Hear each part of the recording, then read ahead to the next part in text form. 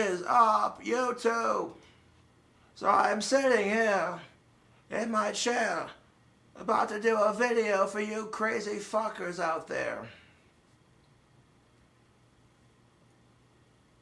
Why do we gotta go through this? Because we must. A video response and a half-assed Christopher Walken impression. Okay, there we go, we got it. No, it wasn't half-assed. That was actually pretty good. Anyways, there was a female by the name of Jennifer Molesky, and she published this video on March 26th, which was my 29th birthday. And, well, she made this video called, What is the Role of Women? Stay in competition. What is the role of women? That was for the video she made. Stay in competition. Stop. Play light. Thank you.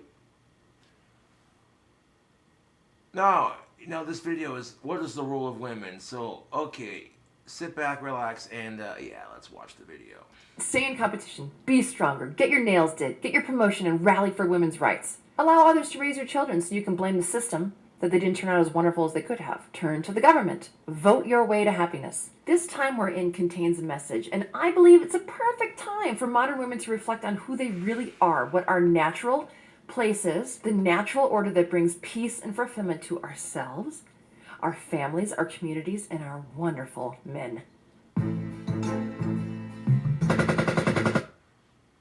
What's the intro here? You see her in a pink shirt holding an M16 with a rainstorm in the background, and it says blame victimhood modern feminism, and she takes her M16 and she shoots the words.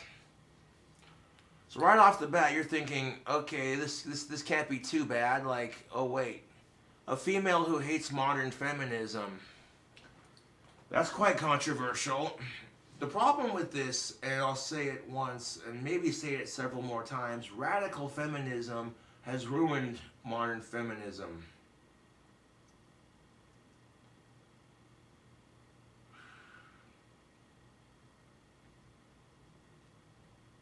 It's pretty sad. Women can no longer fight for equality without being called a bitch. Because that's the nature of our society.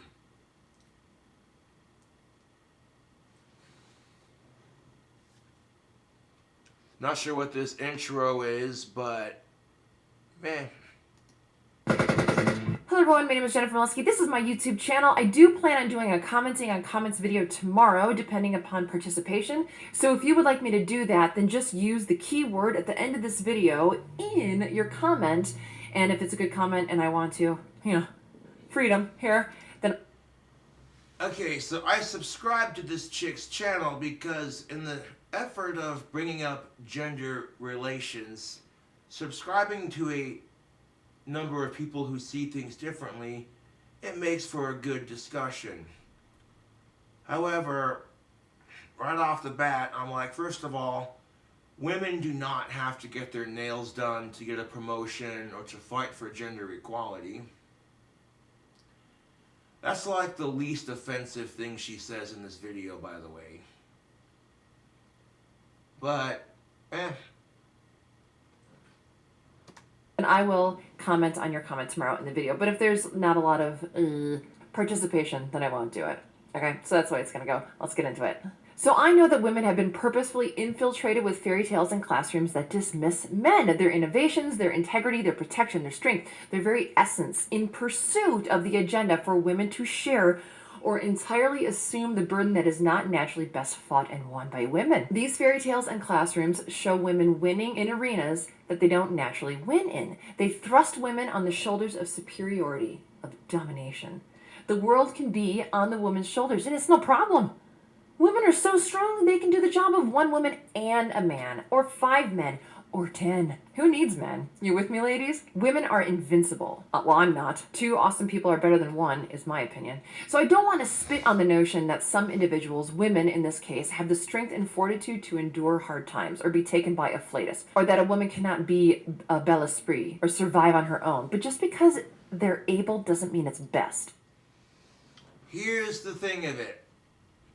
she sits there and says she doesn't want to spit on the notion that women can't survive in tough times, but just because they're able to doesn't mean they should. Here's the thing of it. The truth of it is hard times fall on men as well. Sometimes we have no control when life decides to kick you in the arse. And the notion, and sometimes women are just forced to adapt on the spot. It's called survival of the fittest.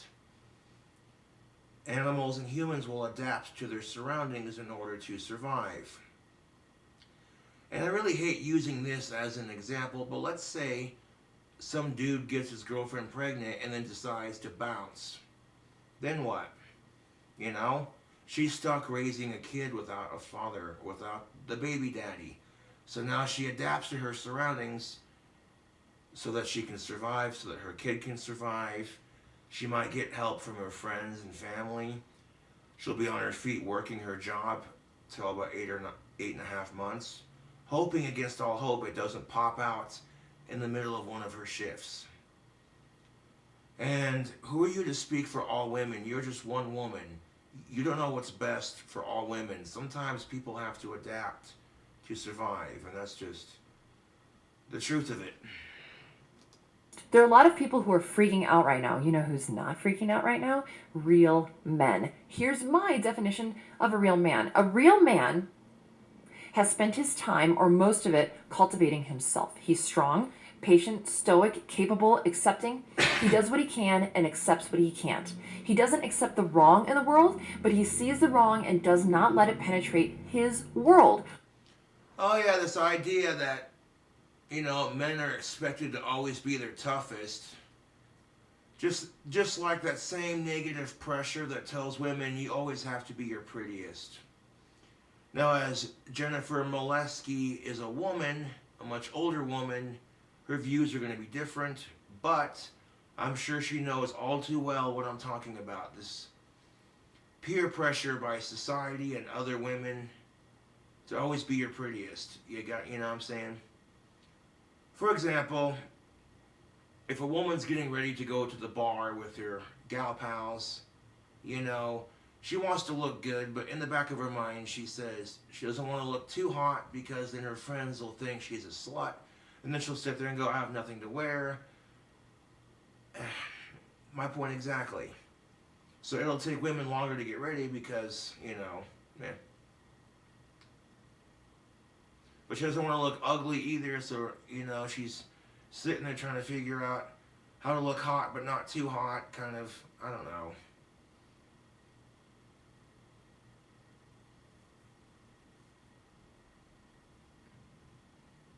They'll be sitting there going, oh, like they got nothing to wear, and they'll get their shower, their shave, and their makeup on, and they'll be sitting there going, oh, geez, what do I wear?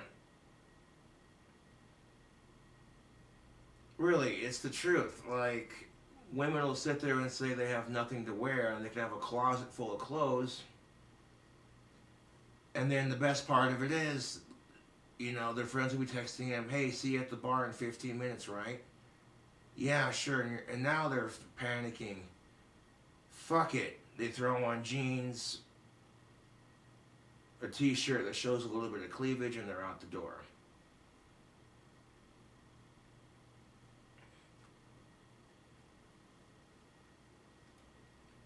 And of course, when that woman goes to the bar with her gal pals, they'll be sitting there all huggy, like, oh, hey, long time no see, right? And as soon as that woman gets up to go to the bathroom, her friends will talk shit about her, be like, she's trying to show off her boobs. Ugh, what a slut. But then as soon as she gets back from the bathroom, women are so catty towards each other, it's ridiculous.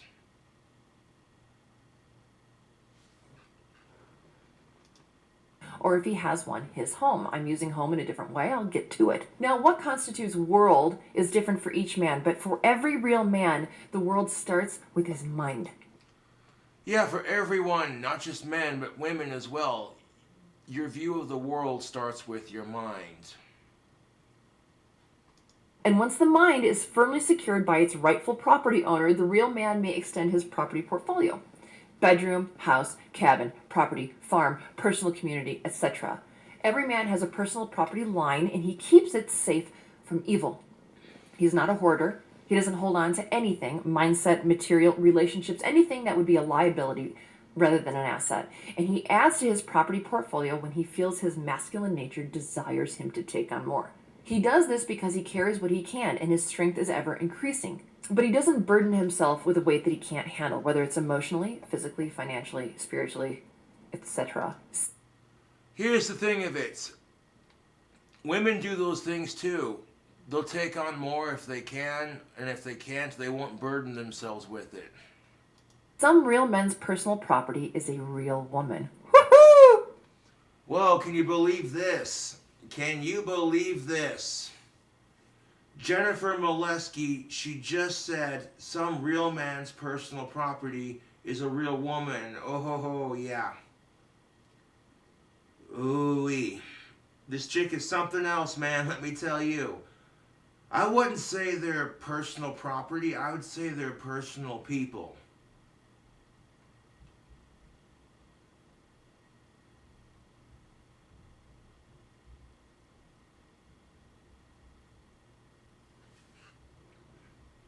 A cell phone, this is personal property. A woman is a person. Let's see how she tries to explain this one. This ought to be good. That's when a man finds his home. He's been out in the world, wandering, chopping down trees, honing his mind, conquering. Yeah, because that's what men do. We sit there, we grow up obnoxiously untrimmed beards. We sit there and chop down trees and scratch our hairy asses. uh,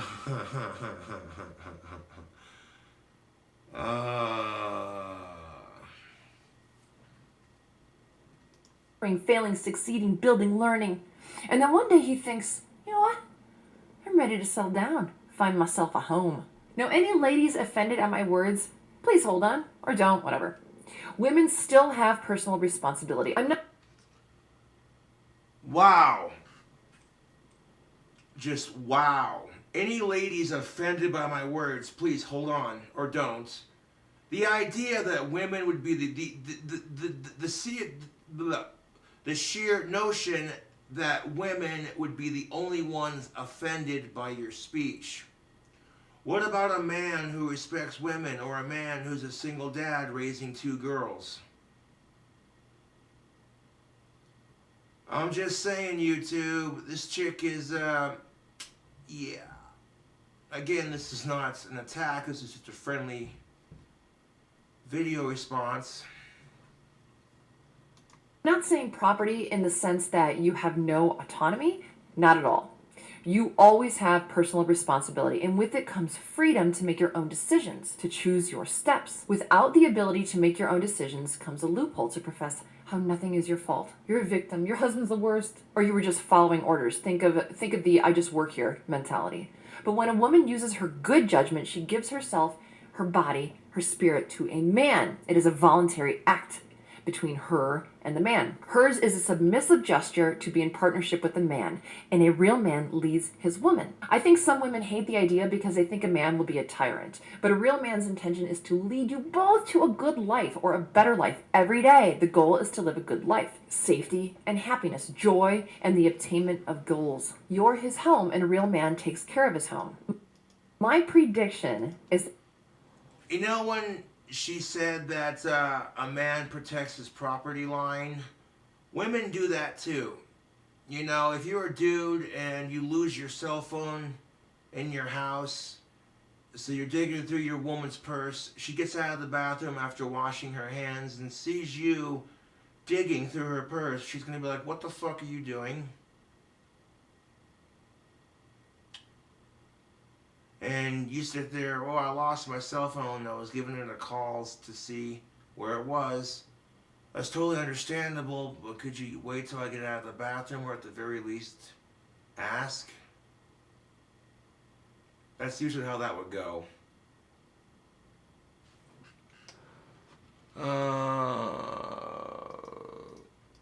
but a real man's intention is to lead you both to a good life, or a A real man's intention is to lead you both to a good life. You know, relationships should be 50-50.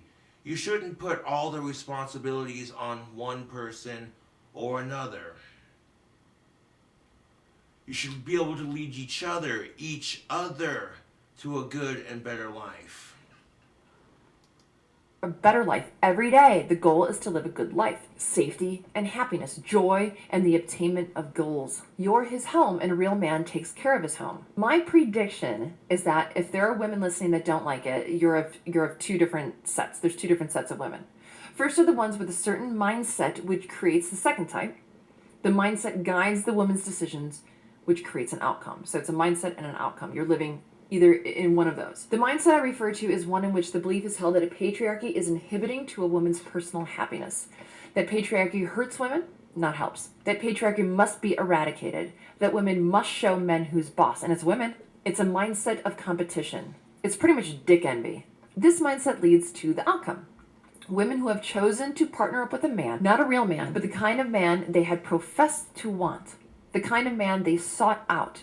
The kind of man who wants a woman to dominate them. They want the woman to wear the pants. These women choose poorly and suffer the consequences. They don't respect their weak man. But keep in mind, those men are suffering too. That's where a lot of people are right now, hence this video topic. These women suffer from building their minds and life on a false reality. It's faulty construction.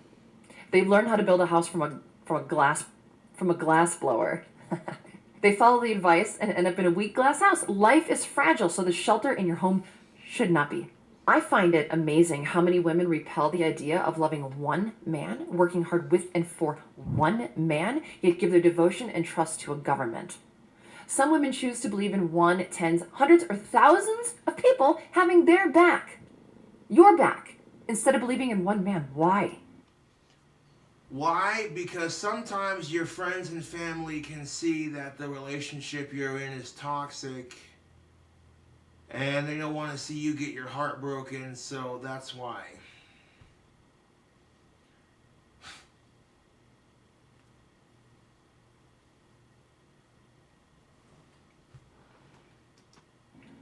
I'm beginning to think that women have suffered such a blow from feminism that they honestly don't know how to add real value to the world or to a relationship.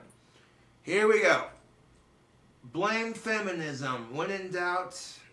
Jesus Christ. If a dude made a video talking like this on YouTube, he would be attacked for being a chauvinistic male pig. You do realize this. And this is where radical feminism has poisoned modern day feminism to such a degree that, like I said earlier, women can now no longer fight for gender equality without being called a bitch. Because radical feminism has infiltrated the modern day feminist movement to a degree and made it so women struggle more than they need to. You know, that's the thing of it. Like, if you're a woman trying to end women's struggles, why make yourself struggle more by radicalizing it?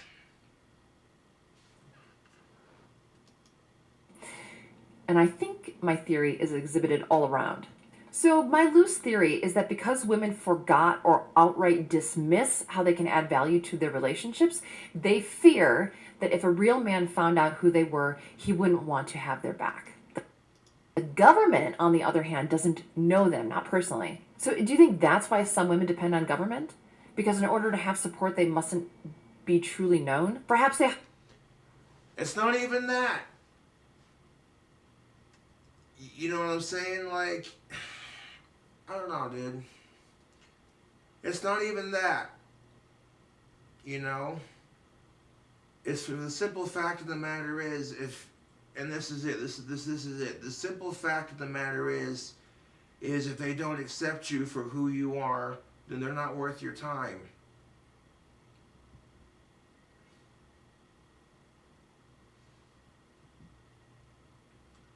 What does getting to know someone have to do with supporting them?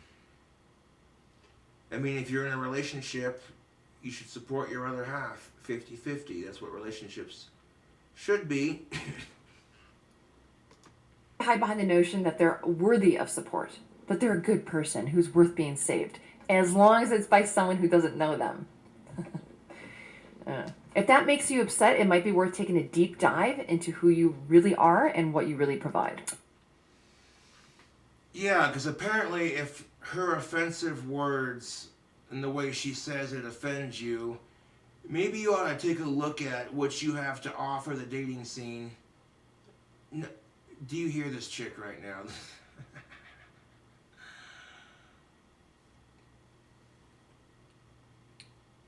You know, time for some real talk. Okay, here's the thing of it. I'm not here to judge Jennifer Molesky. I imagine she's probably never had a decent guy in her life. Otherwise, she wouldn't be talking like this. I don't know. This idea that, yeah, there are women out there who think that they're men's property. That it's really sad, actually. I mean, there are literally two types of radical feminists. The first type, you have women who blame men for everything. They victimize themselves as a woman. And then you have the second type where they victimize themselves and they worship the ground men walk on. This Disney princess mentality, this Prince Charming's here to sweep you off your feet. Oh. Oh, but wait, I know. The government doesn't just have your back, it's the nation's back. They're looking out for everyone. Okay, fine. If that brings you comfort, fine. But the only way people really look at the world is through their own lens. You don't. Yeah, but you just got done telling women that just because they can survive hard times doesn't mean they should. And then you turn around and say, what was it? Then you turn around and you say, for everyone. Okay, fine. If that brings you comfort, fine. But the only way people really look at the world is through their own lens. You. The only way people look at the world is through their own eyes. Exactly. That being said, you know, people adapt to hard times. It's just part of survival of the fittest. Don't want to die. Yeah, I know. You don't want anyone else to die. How noble. But really, it's you you're concerned about. You live your entire life thinking about you. And let me guess, it's also the government who thinks about you, who cares about you. Because government doesn't think about themselves. They're altruistic. That's why they were voted in, right? Is to think about you. People in government aren't really known for killing and starving their own kind. Democide is only killed like less than Charles Manson. Wait, I might have that wrong. Well, anyway, if you want, you look up the numbers on democide. Ladies, we've had it wrong for a long while. And not all ladies, but a lot of ladies. Women have been raised, like I said before, within classrooms that vilify men and bolsters government and women. We've seen cartoons where the woman is the smart, strong hero. We've seen action movies that give women totally fake powers over men. But they never show women's true superhero strength. They don't show the key to how to live and die a meaningful life. So what is our strength? You know, and truthfully told, no one can tell you how to live a meaningful life. All you can do is live it. I guess it's femininity. Let's play the worst case scenario game. Okay, let's say shit goes down, like serious shortages, fighting individuals, banding together. So feminists, or any ladies who have stated that they want total equality, for the strong independent proclaimers, do you really, really, really want an equal fight with the bad man? Do you really think that's your natural place, to fight and win? Or would it be an unfair fight, so you would want the guy to say something like, okay, well, I'll give you 10 swings before I hit you. But that wouldn't be equal, would it? For the banding together scenario, do you really think that you should be taken on in a group just because you're a woman, or you're black, or you're Hispanic, or you're tall, or you're skinny, or you're fat? Is that how equality works? No, equality works like this. It doesn't matter if you're black, white, fat, tall, skinny, Asian, male, female, trans. If you're a good person and you don't go out of your way to fuck with people, you know, then you should have rights just as much as anyone else.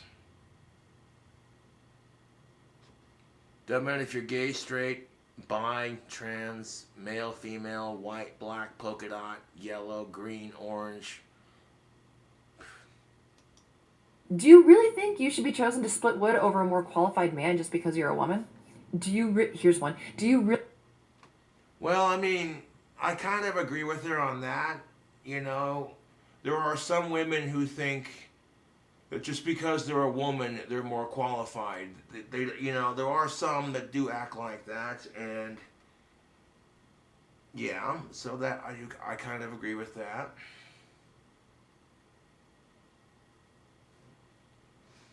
But at the same time, really want to walk through dangerous streets with a feminist man, one who also believes that you're equal to him in all ways?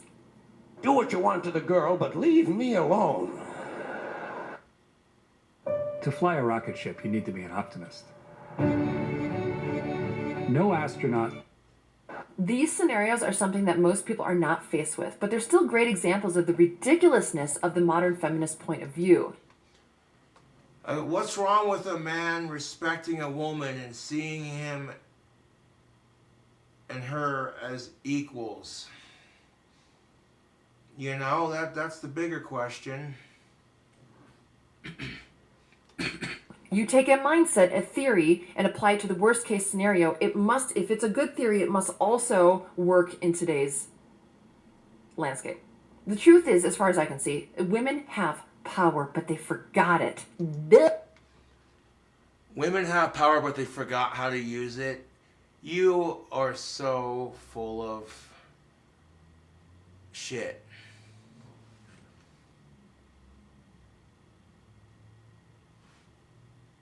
Women have not forgotten that they have power in our society. They certainly know how to fucking use it. So don't even get me started on that rant, because the video will be much, much longer than it needs to be.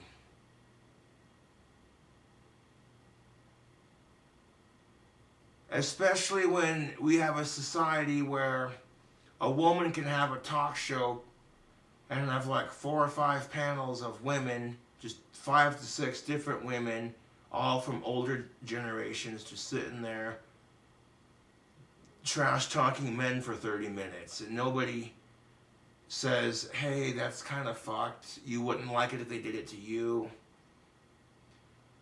But the idea of called the man show, where we work on cars and drink beer and talk shit about women, it'd never fly. There'd be women everywhere screaming sexism. I'm like, well, if you gals could have a TV show on public access television trash talking men, then why can't we? That's gender equality, is it not? So yeah, to some degree I get what she's saying. I just don't like the way she said it, if that makes any sense. But again, this is not an attack video. This is just friendly video response, like, you know. Honestly, though, this is why I like Sydney Watson, because Sydney Watson made a video earlier talking about women who abuse men, and she did it without crapping all over her gender. Jennifer Molesky, looking at you, sweetheart. Why you crapping all over your gender like that? They forgot. It's all the goddess groups and the women's get-togethers. They aren't really focusing on your real power. Your real power? What do you know of real power, Jennifer Molesky? Here's the thing of it. There's nothing wrong with the goddess groups so long as they're using female empowerment for the right reasons. You have women who have no confidence, they have body image issues, they've been treated like shit by men for most of their life, and they just want to give up. You take these women and surround them with other women who have gone through similar experiences, and all of a sudden they come together, they support each other, they talk it out, you know, whatever. And all of a sudden they find, hey, you know what, they're not alone. And they gain strength in numbers. The idea, and I don't know how she's going to explain this one. I really don't. Your real strength. They're just trying to teach you how to use your natural power in unnatural ways. If they're trying to teach you how to use your so-called female power in unnatural ways, then they obviously haven't forgotten about it. Just saying. You know what I want? I want to walk through the streets with a real man who understands that I'm not his equal, I'm his home. Holy shit. This chick, okay, this chick right here, Jennifer Molesky, she wants a man who doesn't see her as his equal, but as his home. Woman, fetch me my pipe and slippers. That's horrible, I'm sorry. Oh.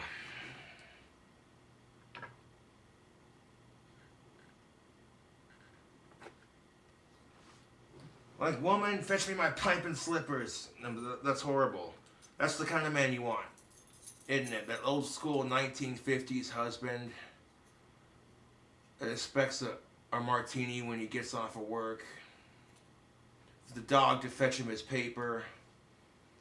You bring him his slippers and his favorite pipe, and he's just sitting there on the couch like, whoa, someday today, I'll tell you what. That Wilma and Fred Flintstone mentality. Wilma, I'm home. What's for dinner? It'll be done in a second, Fred. We're having brontosaurus steaks.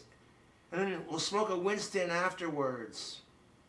How about a Winston break, Bon? That sounds good, Fred. No, Dino, no, down, Dino, down.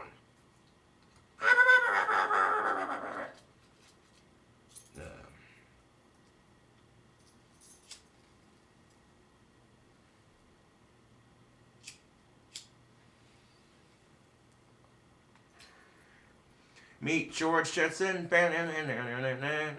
his boy Elroy, daughter Judy, Jane, his wife. I want to support a real man who can fight a bad man. And then when the time is over and his testosterone is still pumping through his veins and violence is in his eyes and it's time to bring him back home to peace, it is my job to love him. Some people say it's called fucking the war out of men. Oh, here we fucking go. Here we fucking go. This idea that sex can fix everything. That, oh, hey, your man's pissed off, so suck his dick and he'll calm the fuck down. No, dude. Sometimes you're so pissed off that sex is the last thing on your mind. You just like, I want a beer. I need a cigarette. Fuck all this shit.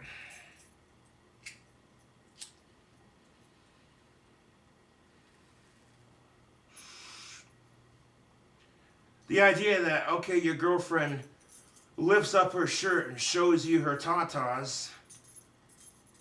Like, hey, babe, calm down, look at these. Like, those are nice, but that's not going to help right now. No, just give him a squeeze. You'll feel better.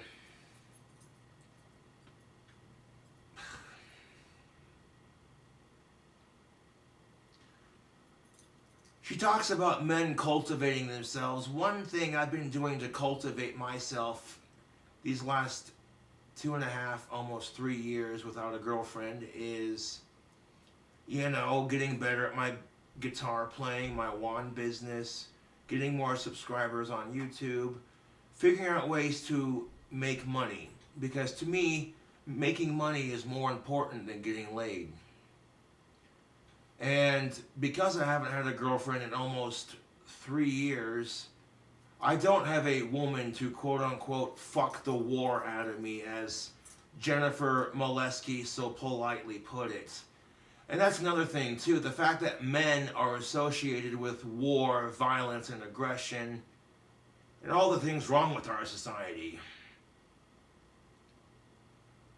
I have a feeling this chick's favorite song is Bonnie Clyde, I Need a Hero. She seemed like the kind of chick that would listen to it. God Gotta be strong, gotta be bad, gotta be fresh from the fight. She needs a hero to hold her through the night. I don't know what her favorite song is. I was just being a smartass. Yeah.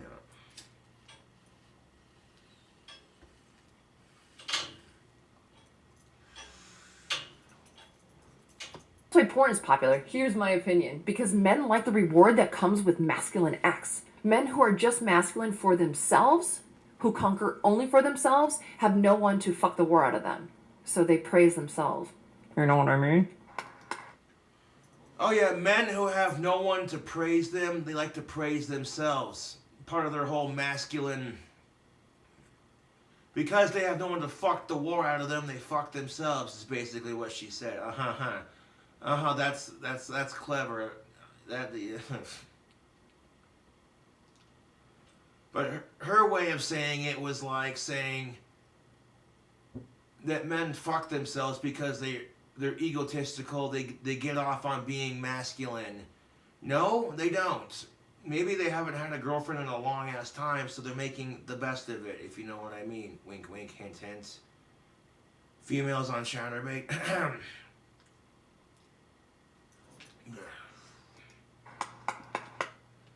And you know why porn is so popular for a lot of adults is because if they want to see some titties, they want to see a chick dance naked on camera, they can do so, and they can do their thing while they watch it, you know. And they're not going to be worried about the chick judging them for their penis size or being like all bitchy and shit, you know. Yeah.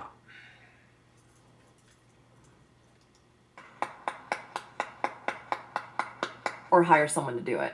It's logical. I get it. Like, woo, I did a good job. I chopped some wood. This idea that all men do is chop wood and build cabins and grunt and scratch their hairy asses. You gotta love the gender washing this chick is displaying in this video. It's just adorable. Like, yay, good job. I chopped some wood. Now I'm gonna jack off and drink some Jack Daniels.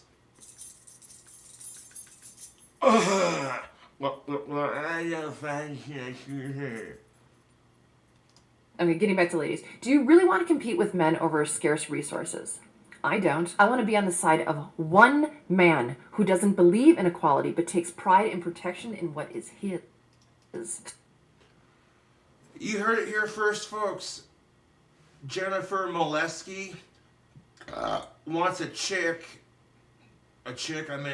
chick, blah, wants other chicks to do all these things, but she wants a man who does not see her as his equal, but rather as his home.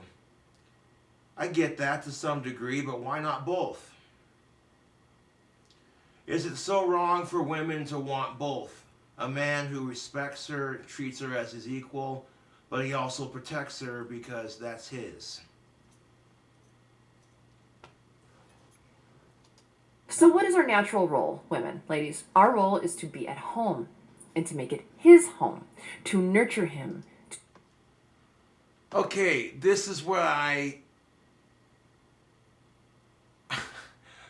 I subscribe to this chick's channel. Holy crap. So 1950s housewife. According to Jennifer, and out of sarcasm, of course, because for gender discussion on my YouTube channel, which is something I do quite frequently, subscribing to a woman who thinks like an old school man, that ought to create some interesting discussion.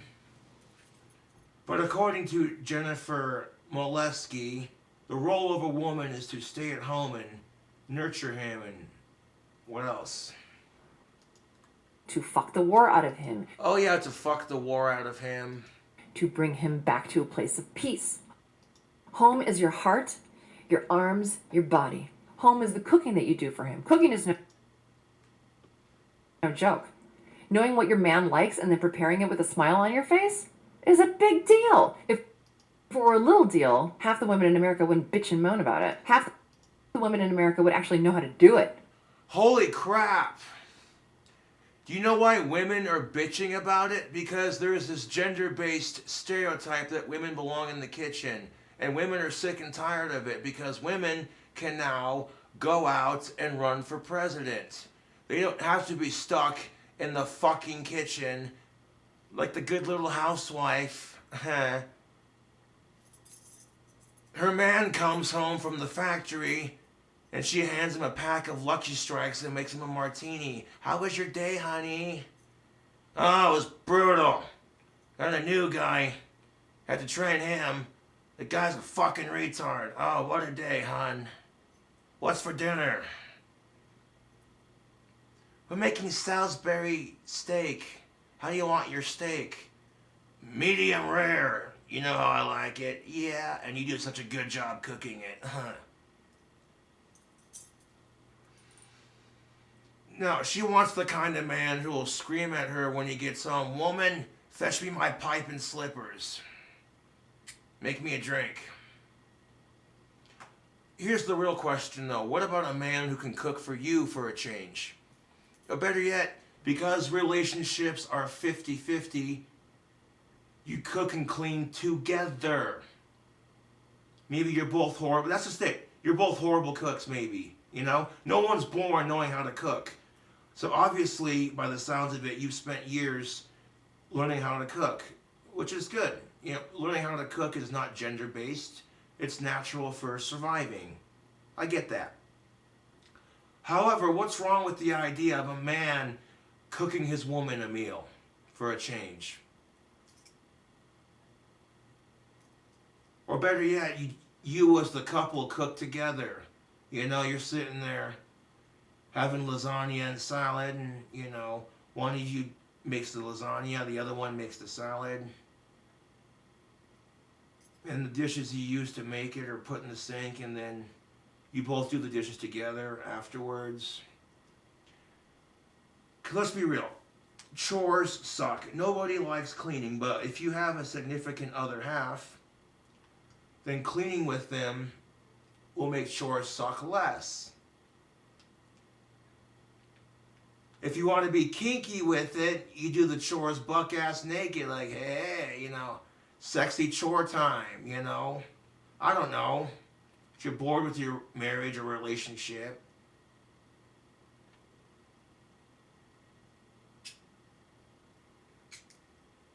To be sitting there,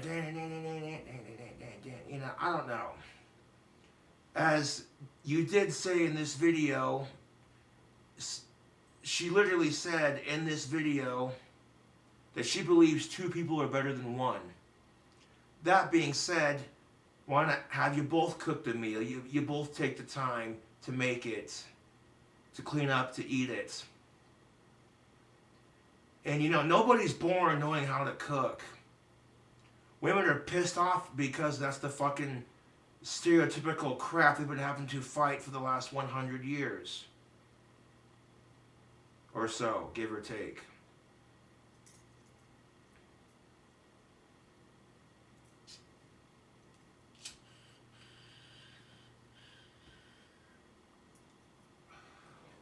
Yeah, that pipe tobacco is cashed. Oh, this is ridiculous. Women have had to spend generations fighting that stereotypical oppression.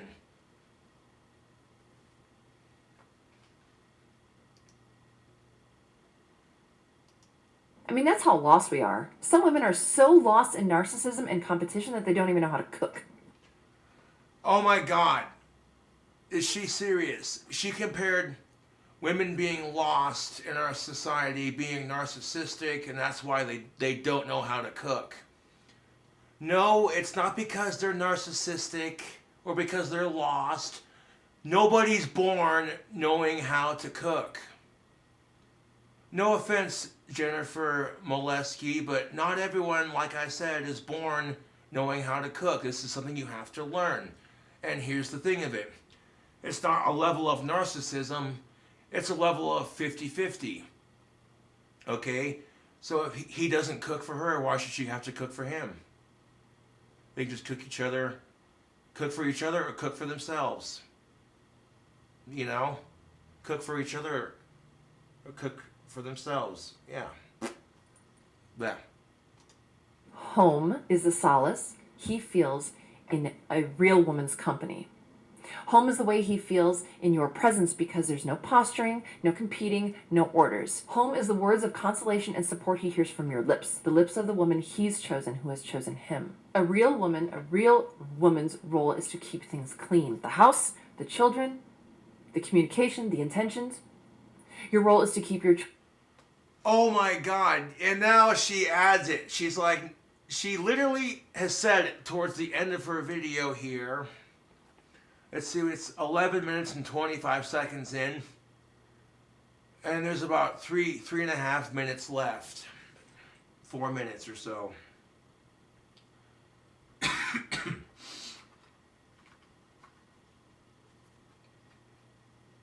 According to Jennifer Molesky, the role of a real woman is to cook and clean for her husband, to stay at home and holy shit, dude. If a dude talked like this, do you know how much crap he would get from women all over the internet? So, yeah, holy crap, there are women out there who are this objectifying towards their own gender. It's pretty sad.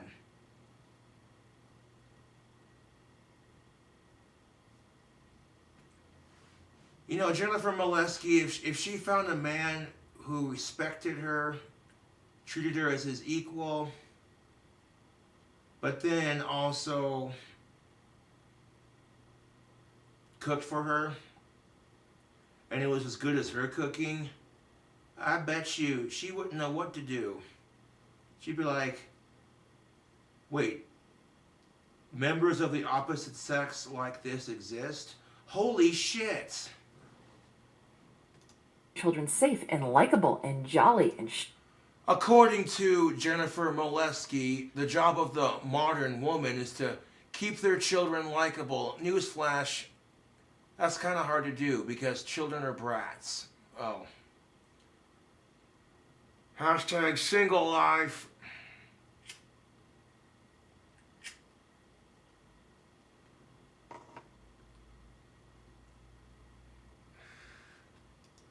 Sharp and useful. Your job is to make him laugh through thick and thin. Your job is that. Okay, you know what? All these things that she's mentioning, men can do too. Because relationships are 50-50.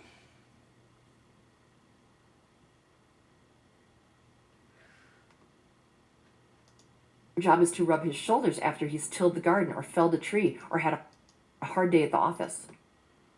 Oh, your man had a hard day at the office, and it's your job as a woman to rub his shoulders when he's tired. What about you when you're having your fucking period, you're bloated and you feel disgusting, and you're having a heavy flow, and every chick you run into sucks? Where's your man to massage your feet and your shoulders, eh? Maybe when you've had like a long day of cleaning your house because you're like this modern woman, I'm being sarcastic, and these are not my words. These are the words of a female. Like, I'm kind of shocked that there are women out there who think like this. It's kind of sad. You know?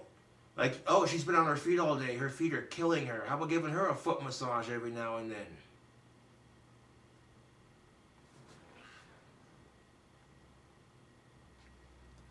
Like, holy crap.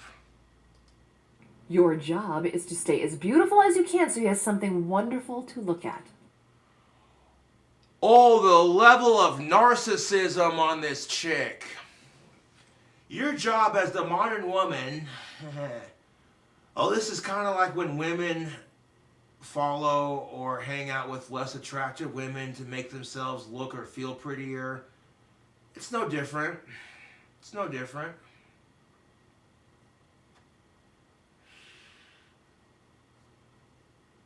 According to Jennifer Molesky, your job as a modern woman is to look your prettiest so your man has something pretty to look at.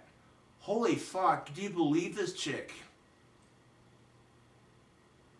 Honestly, I think a lot of women would agree with me, but they're tired of the pressure of always having to be your prettiest. Because there's times when women are not going to be their prettiest.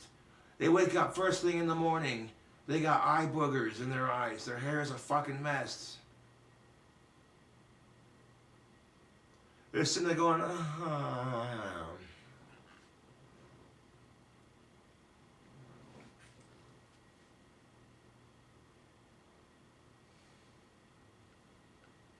It's no different than this idea that men are always supposed to be their strongest. Ooh, look at my muscles, brother.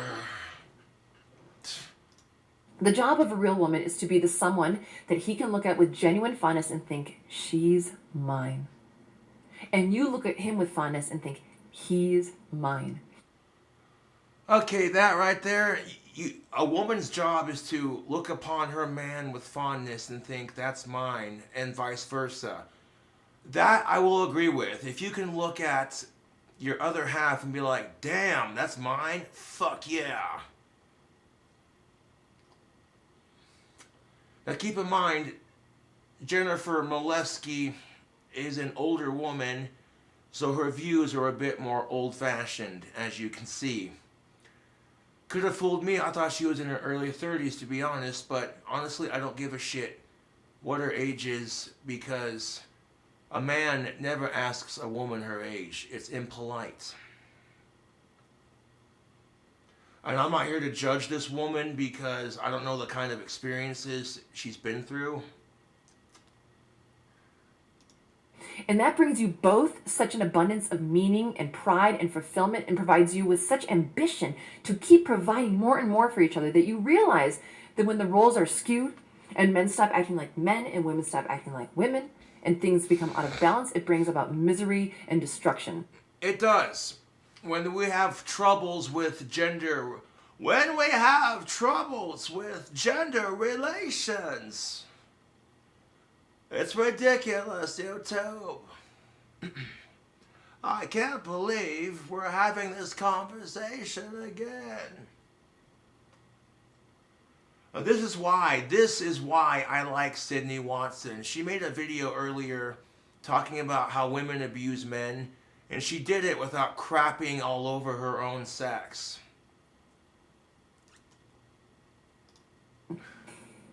Ladies, we're not meant to leave our homes. We're meant to be the home.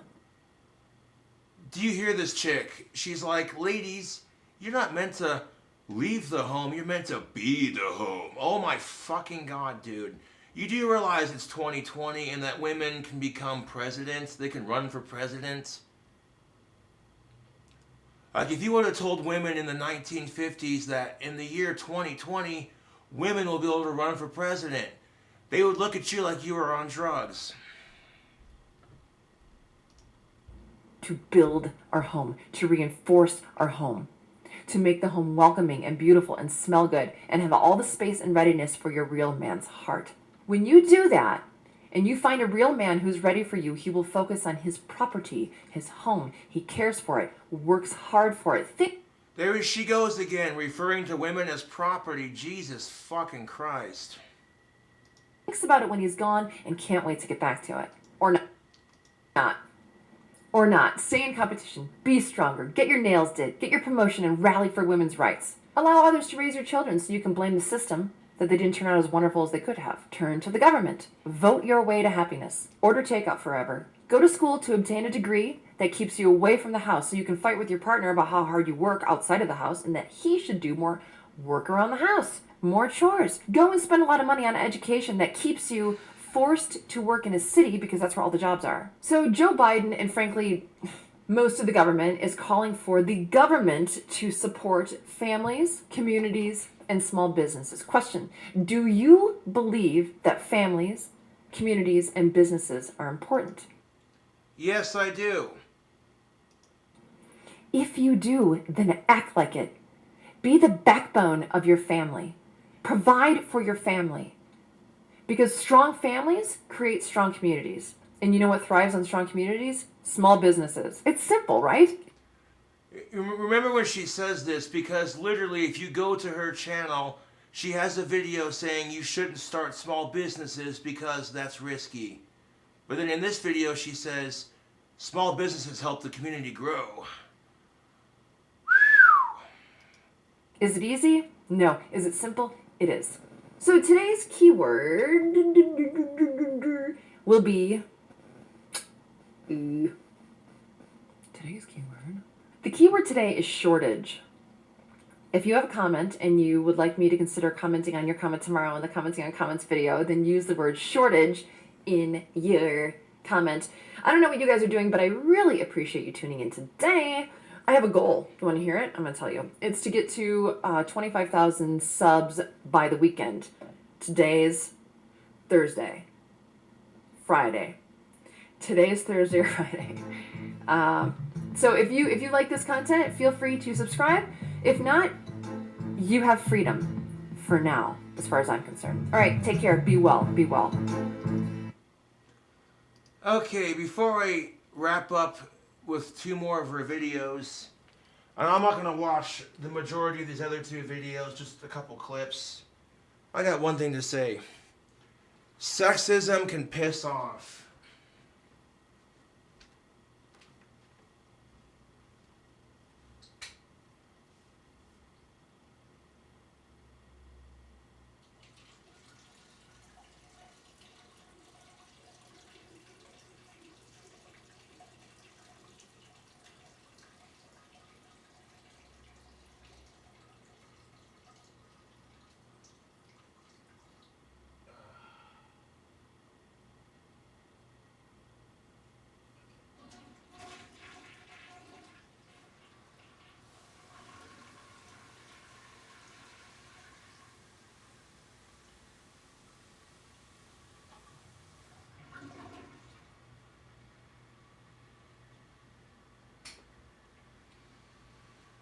Sadly, YouTube, I wish I was making this up, but I'm not. Jennifer Molesky really thinks like this, and it's like, yikes, dude.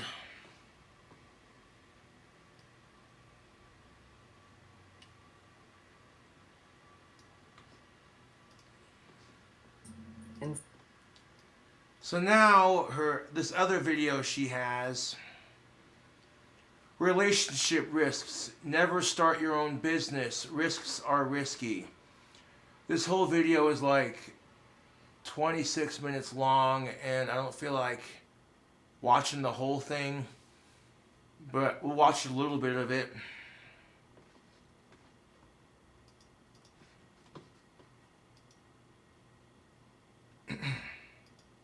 Don't start a new business or convert everyone to atheism, or what are we doing?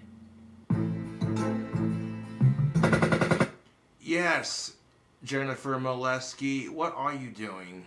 And what is that intro? That is just the weirdest intro. Hello everyone, my name is Jennifer Molesky. This is my YouTube channel. Today I'd like to talk about, well, maybe what we get from other people. Listen, I have a lot of things to say. Like, I wish I could tell you exactly what you're in store for. I might do a commenting on comments, I might not. There will be a poll at the end of this video that will either say, hey, viewer, do you think I should not do a commenting on comments tomorrow? Do you think I should do one tomorrow? Do you think I should go live for a Q&A tomorrow? All right, let's do it. So there's only so many ways to discuss life, because there's only so many ways to live it and see it. There's a lot of overlap within systems and movements, functions and desires, actions and reactions. This thinking, or this knowledge, has led me to see an overwhelming overlap with entrepreneurship and relationships, and support groups and religion. I think I have a point with all this. Some businesses have more regulation than other businesses. Okay, let me just say this real quick. Relationships are work. Okay, it takes work from both halves to establish a solid relationship. Okay? Marriage is the promotion, the job. Dating is the work you put towards that goal if that is your goal. You know, think of dating like the application process, if you will. Why should that person date you when they have 10 to 20 other people more qualified? But after you said in the last video that I watched how small businesses are important for communities, they help an economy, and now you're saying not to start your own small business. Sometimes the capital needed to start a business that you actually really want or you're really interested in is tremendous. Difficult. The entry fee, if you will, is grand. And sometimes an entrepreneur is so antsy to begin that they'll start wherever they can afford it. That's fine. Get your foot in the door, assess, move on, but know that your competition is higher and the market is flooded. I get that. As somebody who has their own business, I get that 100%. There are a lot of wand makers on Etsy. I'm not the only one. However, when I see the work and the craftsmanship of other people's wands, internally I'm like, I gotta step up my wand creating. Otherwise, this ain't gonna, you know what I'm saying? You keep occasionally doing fancier and different styles. It keeps things interesting.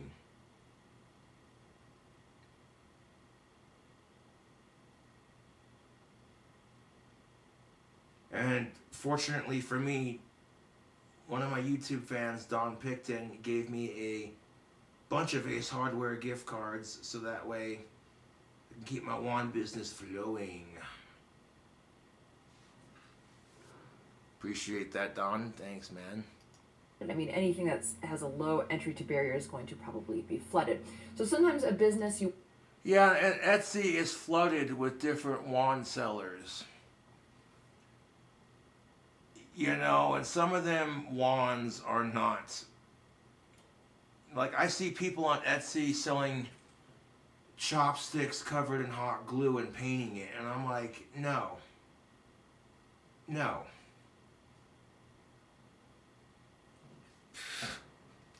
you want to start has a customer base that is broke. I think of a liquor store that sells low quality products, especially if they're going to create the business or live in the neighborhood where there's lower income. So great, that's fine. It's easier to save the money or borrow that money to start that business. But vandalism is more likely. Robbery is more likely. And the Oh yeah, that stereotype. Oh, your liquor store is in a bad neighborhood, so it's likely to be vandalized. Yeah, gotta love the stereotypes. customer base couldn't give you a high ticket sale even if they wanted to, and often they don't even want to. You're looking in that business at quantity over quality, but it's easier to start that business in that neighborhood. Some people, on the other hand, open a high-end liquor store, but it takes more money to do that, much more. If you're going to stock Veuve Clicquot and Camus and Chateau d'Yquem and all the first gross of France, you need far more capital. And you have to have a place to put your storefront where people that have that money are interested and that are interested in your product have access to you. A place that is in their comfort zone. You need a way to grab their attention, and location very much matters. Rent is higher. That's one of the barriers to entry. Your high-end liquor store won't do well in the neighborhood where the 2 buck chuck and PBR sales make up the bulk of the sales. No, there are perks to paying higher rent in a well-established neighborhood. When you start that high-end liquor store and place it in an established, well-to-do neighborhood, you're less likely to get robbed. You face less chance of vandalism. Yeah, the idea that if you live in a fancy or nicer neighborhood, you're not going to get vandalized or robbed. It just, ugh, dude, stereotypes are a bitch. Stereotypes are a bitch. But if you do get robbed or vandalized, it can hurt more. That broken window of your business can't wait like it could in the crappy neighborhood. The broken window in the bad area of town can wait to be repaired because everything in the neighborhood is broken. It's damaged. It's a way of life. It's normal. Destruction. Wow. is normalized. Broken is a way of life. And the customers of the low-end liquor store aren't looking for a fancy store. You'll still get business because they're just looking for cheap beer. But the high-end liquor store can't afford to wait. Their damaged window will be noticed because the neighborhood is not used to damage or destruction. They, the clientele, expect you to offer them a clean, safe, dependable experience. If you're going to please them, you have to offer a lot. And so we can look at this at every arena in life, well, or mostly, I would say. You can lend a friend a small amount of money, but if you have little money and few friends, it can affect you more. When your friend turns out to be untrue, it hurts. I mean, this is across the board, and you remember, it stings, you learn a lesson. Don't lend friends money. You can't trust anyone. Or people only care about money. Or, if they're going to be a bad person, then I can be a bad person now too. Any lesson you want. It's your life, and you are free to see things any way you choose, but you have to choose how you're going to see things. And no one is safe, by the way. Millionaires get screwed too, right? There's also schemes and schemers, Ponzi schemes, Bernie Madoff, high-end theft, art theft, diamond theft. People lose millions. They lose their fortunes. And even a well-intentioned financial advisor can accidentally help you to lose it all. And sometimes when you start a business, you realize that you don't really know how to run an effective business. It's overwhelming, and what you thought would be great fun and provide you with happiness just doesn't. It's too much work. Well, yeah, that is true to some extent. I mean, yeah, when you don't know how to run a business, it can be difficult, but once you get into the groove of it, at least, it's not so bad. Some women, dare I say most women, want to find a man that makes them feel beautiful and amazing because they think that by someone else thinking it or pretending to think it, it would make it so, but that's a disaster. I think for ultimate happiness, you should find a man who makes you feel fat and ugly. Oh, yeah. And then there's this video where she's like, women should find a man that makes them feel fat and ugly. What? I don't know, man. I really just do not know at this point. Like, some of the things this chick is saying, it's like, fuck, dude.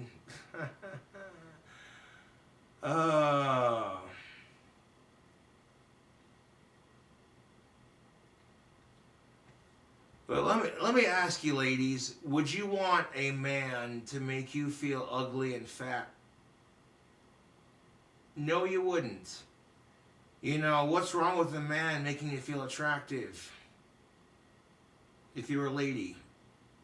If you're a woman and you have a man that makes you feel attractive, oh, but here's the best part of it. Women are allowed to check out men, make the most obnoxious comments about our butts or our biceps, right? But if men check out women and make the most obnoxious comments about their boobs or their ass, we get called pigs. Gotta love that double standard. And the only reason that double standard exists is because of how the gender makeup works. Because women are the ones having something shoved inside of them, they get to be the ones that get to check out the opposite sex. Kind of an unfair but fair double standard, but there you go.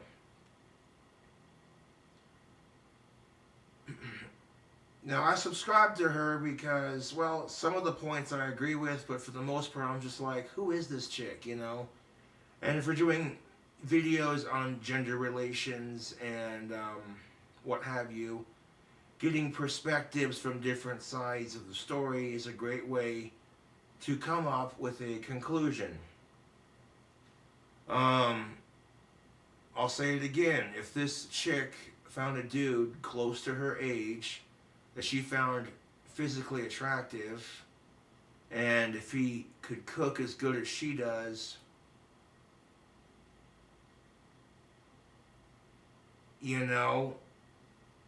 and actually volunteered to cook the meal with her and they both did it together, I think her whole attitude would change. She wouldn't know what to think at first. She'd be like, this doesn't feel natural.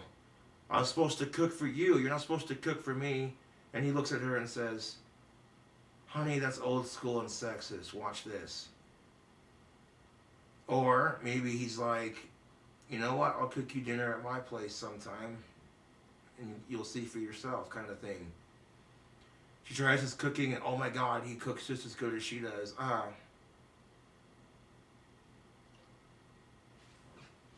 Well, we'll review some of this here video and then we're gonna wrap it up because this video I made is long enough. Sort of. Bear with me. Okay, Sort just of? bear with me. Just hold on. Don't. The intro. Hello, everyone. Say hello to my little friend. My name is Jennifer Molesky. This is my YouTube channel. If this is your first time here, welcome. Thank you for trying to join this conversation. And if you're returning, welcome back. Thank you. I really love you. I really do. Thank you. Because coming to hang out with me more than once is something special. Okay, so this is a weird concept that I've come up with. A weird concept, you don't say. The title of this video that she made right here is called Don't Lose a Good Man. Find a man who makes you feel fat and ugly. What in the actual fuck, dude?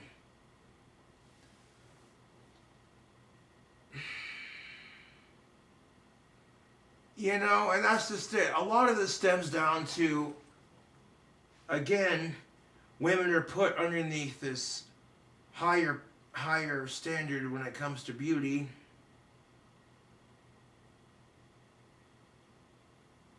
And it's ridiculous, YouTube. So, of course, she's worried about looking good for her man. They're trying on jeans at the mall. And she looks at her husband and says, honey, do these jeans make my ass look fat? And you're a dude, you know, her ass looks good in them jeans, right? Fuck yeah. So you're like, no, honey, your ass looks damn good in them jeans. You walk up and just grab a handful. And people look at you like, ew, PDA.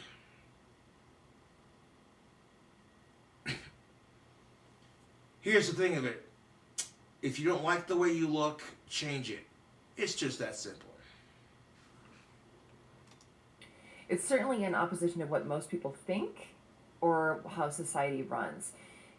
And the way most people think is, women say, well, how does he make you feel? Well, how do you feel? How does he make you feel? How do you feel when you're with him?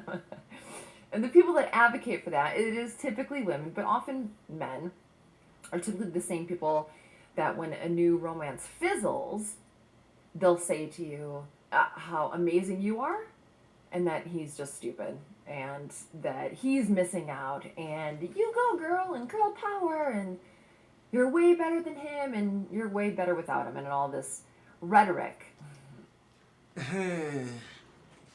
Rhetoric, you say. Rhetoric. The same rhetoric that men do when they lose their girlfriend. When a romance fizzles out and people break up, both men and women will talk to their friends to make themselves feel better about it.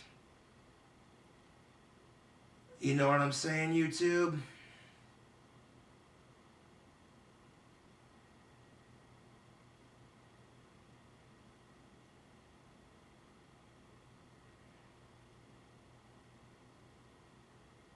Believe me, when you watch your friends get their hearts broken and they're sitting there, why can't I find someone decent to date?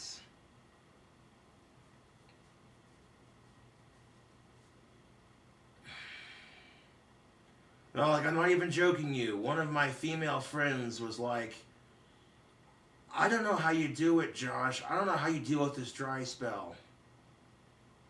I'm like, waiting patiently and watching females on Chatterbait.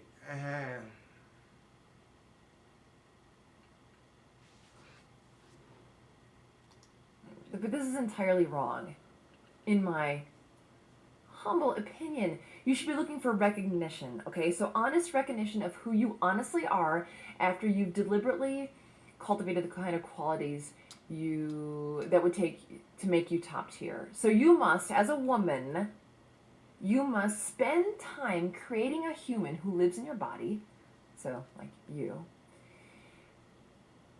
who is spectacular. And once you do that, you have created a solid filtration system. So I see a lot of people jump from relationship to relationship, looking for someone to make them feel a certain way. Nope, wrong. A bad move. Time not well spent. People, I think currently, are addicted to new, to the search, to the thrill of conquering, the short-lived lust, and the fleeting fulfillment that a new connection brings, okay? But that behavior doesn't foster self-improvement, let alone a healthy relationship. Okay, so I'm going to take you back to a story that I have from a long time ago. Because you all know I'm old, right? So this was a long time ago. I knew a woman that I worked with. So we were in our 20s. Let's say she was 24 to 26 years old. And she dated a lot of men. But no man could ever make her happy. They always fell short. She always wanted more. So I don't take for granted that human connection is a tricky thing. It's not just that a nice guy plus a nice girl equals a happy relationship, okay? But the relationships that she was seeking were primarily about pleasing her. Okay, so it's not a relationship, it was about her. So I said to her one day, Jackie, let's say her name is Jackie. Okay, so the story she's telling, she basically says that her one of her friends was trying to find a relationship for a man to please her. What's wrong with that? What's wrong with her, you know what I'm saying? Especially when you're turning around saying it's her job to please him. What the fuck? This chick is so contradicting. I don't know, dude. You're never going to find a guy with more than two hands. And I'd like this trademark because I think it's really good. So what I meant by that is I said you're looking for a guy who, no, you're looking for an auditorium. Woo! Woo! No matter what she did, she wanted cheers, cheers, cheers. But no matter the man, they can only give you one clap. One. So no man on the planet can feed the type of ego that this woman had that needed the stroking, right? So in my opinion, again, this is an opinion piece, and I talk about this a lot, which is about self-responsibility. Until you have the self-esteem needed to support yourself, really, you'll never be happy with any man. And the ones you choose typically will be shit because your filtration system is so bad. Okay, so the problem, the way I see it, is that most people, no, there are waves of people like this. More and more people are looking for an auditorium of attention rather than the joy of one excellent partner. So remember the old Groucho Marx quote that was, I'd never be a member of any club who would have me as a member? Okay, so I use that quote a lot. I really like it. And I think it has to do with if you have no love or little love or you feel poorly about yourself, you're never ever going to believe that you can actually be loved by anyone who's worth anything. So with that, two things happen. You either choose poorly, right? So you choose a low quality man who perpetuates your beliefs about yourself, or you find a really great man and then you sabotage the relationship to prove that you're right. So this goes back to the 6 pillars of self-esteem. Like whatever you think you are, you will produce in your life so you can be right, because people fucking hate being wrong. So more and more, I think, more and more people are becoming like this. I think it's empty and it's staying empty. Empty of love, of genuine self-esteem, real abundance, honest happiness, clear skill sets. And the stats are pretty clear that happiness levels are going down, even though we live in this culture where it's like, do whatever makes you happy, that kind of narcissistic mentality, but it's not working. And I think less and less people are looking for or lusting for the actual knowledge that it takes to become really happy. Okay, Okay. So I think people now are also, they're empty, but they're also spoiled. So spoiled of what they could be. So in order to spoil, think about this, you have to have started out as something good or pure. Movies, billboards.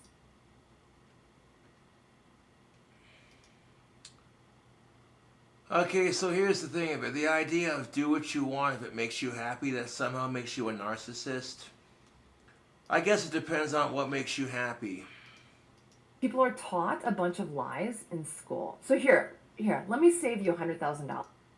Magazines that you see in the checkout line while you're buying your lean cuisine, you're sold a lie of what happiness is.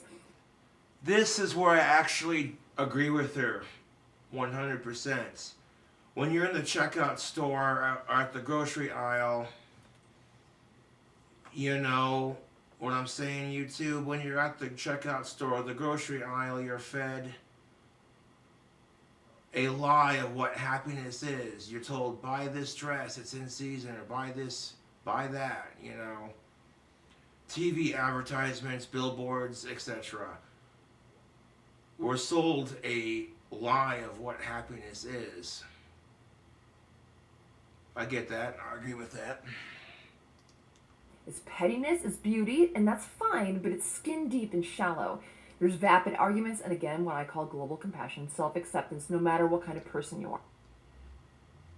Now, this is rich because you have the woman who just referred to women as personal property telling us that magazines and billboards that try to sell us happiness are shallow. That is fucking rich. That's what you're sold. Number two, I think it's through the education system. That so many people are fed is the way to success.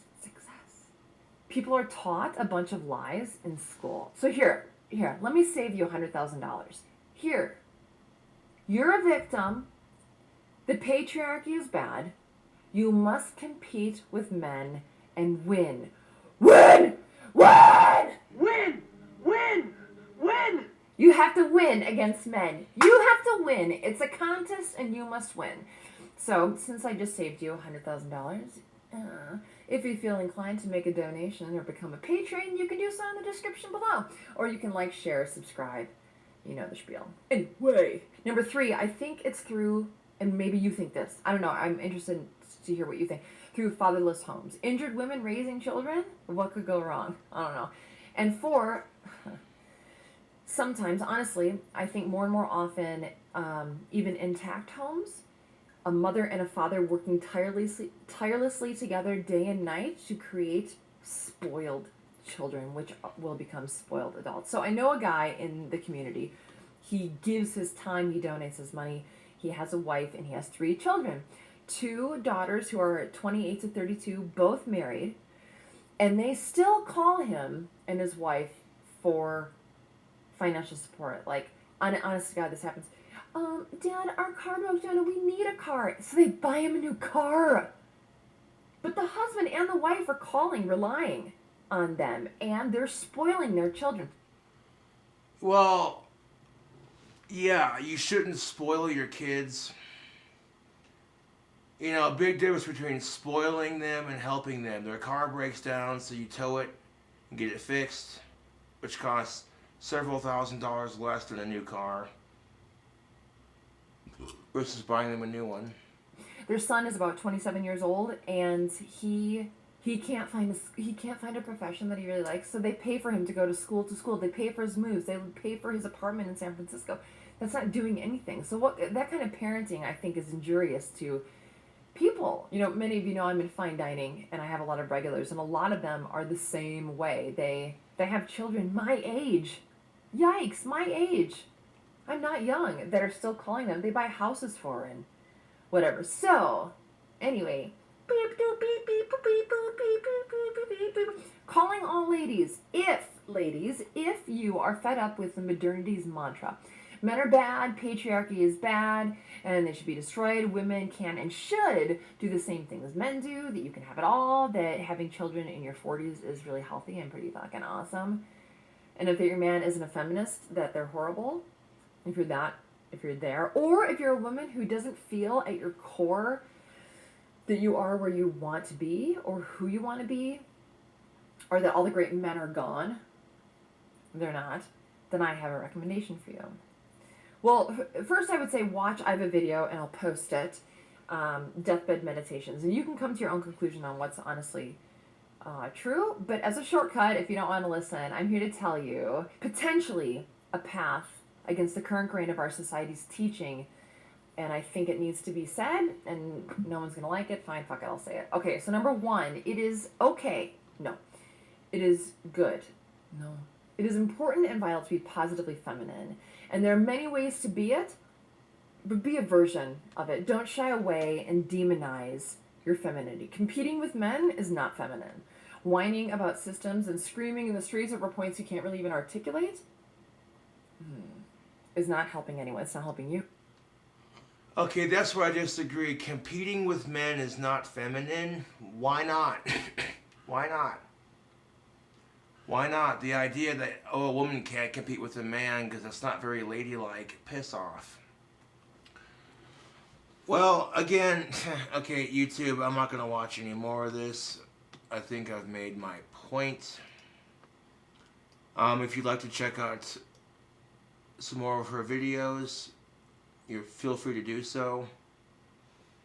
What do you guys think? Do you like Jennifer Molesky, or do you think she's insufferable? And do you think she's being sexist towards her own gender, or do you think you like what she has to say? Let me know in the comments below. This video is long enough. So, anyways, YouTube, thank you for watching my video response, and I'll catch you later.